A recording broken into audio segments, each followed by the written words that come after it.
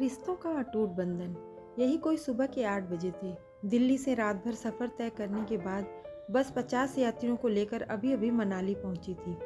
दूसरे यात्रियों की तरह अभिनव भी अपने गंतव्य पर पहुंचने के बाद बस से उतरने लगा। इस दौरान वहां से कुछ दूर बर्फ की चादर से ढकी पहाड़ की बर्फीली चोटियां देखकर 24 साल के अभिनव का मन उत्साह से भर गया।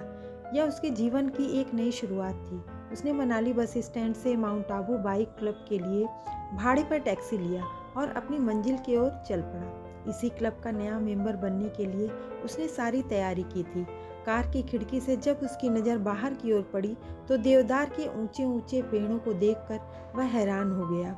इन प्राकृतिक वादियों को देख अचानक उसका मन अपने घर की यादों में डूब गया।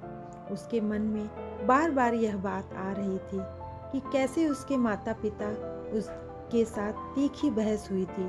उसके माता पिता चाहते थे कि वह भी उनकी तरह फैमिली बिजनेस को संभाले, जबकि उसका मन तो पहाड़ों में घूम रहा था। मन ही मन अभिनव सोच रहा था उसने कितना अपने घर वालों को समझाने की कोशिश की थी, लेकिन जब वे नहीं माने तो यह क्या करता। उन्हें भी तो उनके सपनों का ख्याल रखना चाहिए था ना। आखिरकार घर वालों के साथ तीखी बहस करने के बाद उसे घर छोड़ना पड़ा। प्रकृति के बेहद करीब रहने के कारण अभिनव को जीवन की नई लय के बीच रचने बसने में ज़्यादा समय नहीं लगा। उसके लिए हर दिन रोमांच से भरा हुआ था। क्लब में ट्रेनिंग के दौरान नए नए रास्तों और पगडंडियों के बारे में जानना और अपने नए साथियों के साथ दिन भर समय बिताने के बाद अभिनव को लगता था जैसे वह अपने घर पर ही है। एक दिन क्लब में दिन भर अपने काम और मीटिंग को निपटाने के बाद अभिनव कुछ पूछने के लिए सुरेश के पास चला गया। 35 वर्षीय सुरेश पिछले 10 वर्षों से क्लब के साथ समर्पित भाव से जुड़े थे। वह व्यवहार में काफ़ी हंसमुख थे।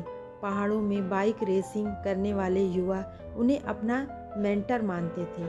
अभिनव जब उनके पास पहुंचा तो शायद वो कहीं जल्दी में थे। उन्होंने अभिनव से कहा, क्या कल हम बात कर सकते हैं? दरअसल मुझे अभी अपने घर निकलना है। इस पर अभिनव ने पूछा, सब खैरियत है ना सर? अरे हाँ, दरअसल मेरा छोटा भाई कई वर्षों बाद पर घर वापस आ रहा है, सुरेश ने जवाब दिया। क्या वह किसी दूसरे शहर में रह रहा था? अभिनव ने उत्सुकतावश पूछा। ऐसा ही कुछ कह सकते हैं। असल में एक्टर बनने के लिए वह घर छोड़कर भाग गया था, लेकिन मेरे पिताजी इसके खिलाफ थे, सुरेश ने एक लंबी सांस लेते हुए जवाब दिया। लेकिन अब वह अपने जन्मदिन पर घर आ रहा है। मैं उसे मिलने के लिए और ज़्यादा इंतज़ार नहीं कर सकता, सुरेश ने कहा। हम लोगों के बीच मतभेद तो होते रहते हैं, लेकिन परिवार तो परिवार ही होता है न। यही तो बंधन, अटूट बंधन है। यह सुनकर अभिनव हैरान हो गया। सोचने लगा, वह तो कई महीनों से अपने घर वालों के संपर्क में भी नहीं है। यहाँ तक वह न तो उनके मैसेज का जवाब देता है, ना ही उनसे किसी फ़ोन कॉल का, ना ही उनके पास गया है। लेकिन आज का दिन कुछ अलग था। सुरेश के शब्द अभिनव के दिलो दिमाग में बार बार गूंज रहे थे। उसने कई महीनों बाद अपनी माँ को मैसेज किया, माँ मैं ठीक हूँ, आपको बहुत मिस करता हूँ।